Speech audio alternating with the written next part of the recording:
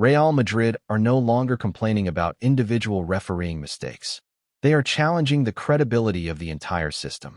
Every controversial decision becomes another piece of evidence. Every referee appointment becomes a debate before the match has even started. And every Real Madrid defeat now seems to produce two separate arguments. One about the football, and another about the referee.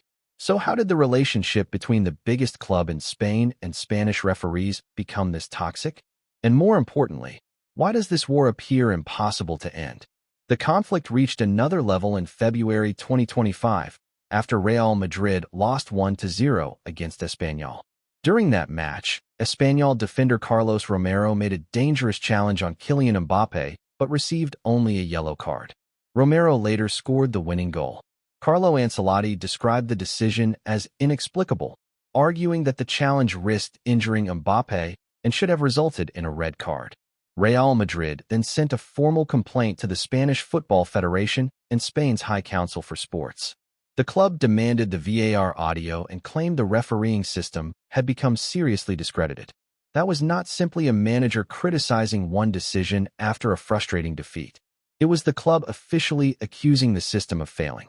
La Liga president Javier Tebas responded aggressively, accusing Real Madrid of creating a victim narrative and damaging the competition. And that reaction revealed the central problem. Real Madrid believes the football authorities are refusing to confront serious refereeing failures. The authorities believe Real Madrid is using its power to undermine officials whenever decisions go against the club. Both sides now see themselves as the injured party, and neither side trusts the other. A major weapon in this battle is Real Madrid TV. Before important matches, the club's official television channel regularly publishes videos examining previous decisions made by the appointed referee. The videos usually present incidents in which Real Madrid were allegedly treated unfairly. Madrid supporters see these reports as evidence-based criticism. They believe the club is exposing mistakes that traditional football institutions would prefer to ignore. Referees see something very different. They see the most powerful club in world football placing individual officials under enormous public pressure before they have even entered the stadium. That tension exploded before the 2025 Copa del Rey final between Real Madrid and Barcelona. Real Madrid TV published a critical video about referee Ricardo de Burgos Bengoetxea. During the pre-match press conference, de Burgos became emotional while explaining how abuse directed at referees had affected his family. The VAR official, Pablo González Fuertes, also warned that referees were considering action against the pressure and hostility surrounding their work. Real Madrid responded by accusing the officials of hostility toward the club. Madrid skipped several official pre-final events and demanded that the Spanish Federation take action, although the Federation kept the original refereeing team in place. At that point, the referee was no longer just the person controlling the match. He had become part of the story, and that is exactly why this conflict is so difficult to solve.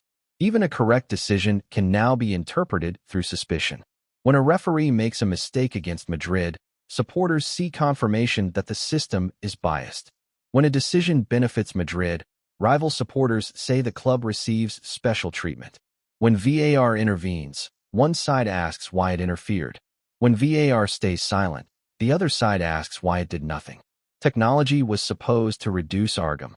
Instead, it has often provided football fans with more camera angles from which to continue the same argument. But Real Madrid's distrust did not begin with one tackle or one disallowed goal. The Negreira case transformed the entire conversation around refereeing in Spain.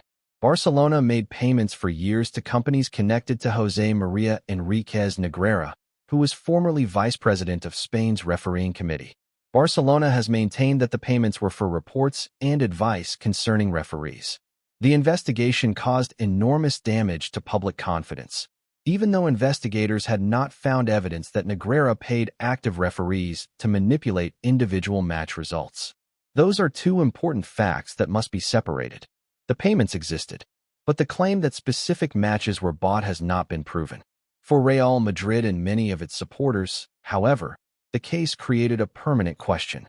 How can the refereeing structure demand complete trust after a senior figure inside that structure received millions from one of the league's biggest clubs? For Barcelona supporters, Madrid uses the case to create suspicion around an entire era of Barcelona's success without proving that referees altered matches. And so the argument expands. It is no longer about whether one penalty should have been given. It becomes a battle over history, legitimacy, and who was really treated unfairly. The Spanish Federation has attempted reform. In June 2025, the RFEF removed senior figures from the Technical Committee of Referees and announced major structural changes after pressure from clubs demanding a different system. But changing the people at the top does not immediately restore trust. Because the conflict is not only structural, it is also emotional, political, and commercial. Real Madrid has a global media platform and hundreds of millions of supporters. When the club publicly challenges a decision, that message travels around the world within minutes. The federation must defend the independence and credibility of its referees. If it appears to surrender whenever Madrid applies pressure, every other club will demand the same power. The referees must protect themselves from abuse. Rival clubs use Madrid's complaints as evidence that the club cannot accept losing. And social media rewards the most extreme version of every argument. Possible mistake receives limited attention. Corruption receives millions of views. Everyone has an incentive to escalate. Very few people benefit from calming the situation down. Real Madrid's public pressure may also influence how future decisions are discussed, even without influencing the decisions themselves. A referee appointed to a Madrid match knows that every mistake could become the subject of an official television report. That does not prove the referee will favor Madrid or punish Madrid, but it creates an unhealthy environment in which the official enters the match already surrounded by suspicion. At the same time, asking Real Madrid to remain silent about genuine mistakes is not a serious solution. Clubs should be allowed to question decisions. Referees should be accountable. The issue is how criticism is delivered and whether it focuses on improving the system or destroying confidence in the people working inside it. To reduce this conflict, Spanish football would need far greater transparency. VAR conversations should be released consistently rather than only after selected incidents. Referees should explain major decisions publicly after matches. Appointments and performance reviews should follow clearly defined standards. Independent experts could review controversial decisions without representing Madrid, Barcelona, La Liga, or the Federation. And criticism of decisions must be separated from personal attacks against officials and their families. None of that would eliminate controversy. Football rules contain interpretation. Two qualified referees can watch the same challenge and disagree about its severity.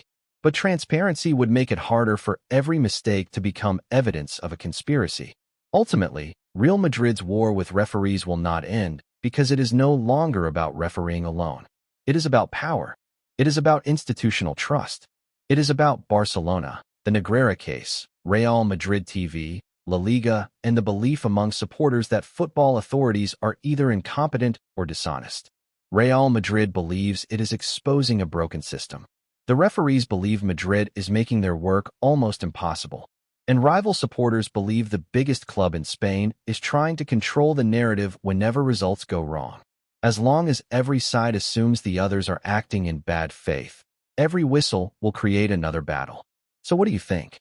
Is Real Madrid exposing serious problems inside Spanish refereeing? Or is the club creating a level of pressure that makes fair refereeing even harder? Share your opinion in the comments and subscribe to Scorer, where local passion meets global football, for more football investigations, controversies, and breaking stories.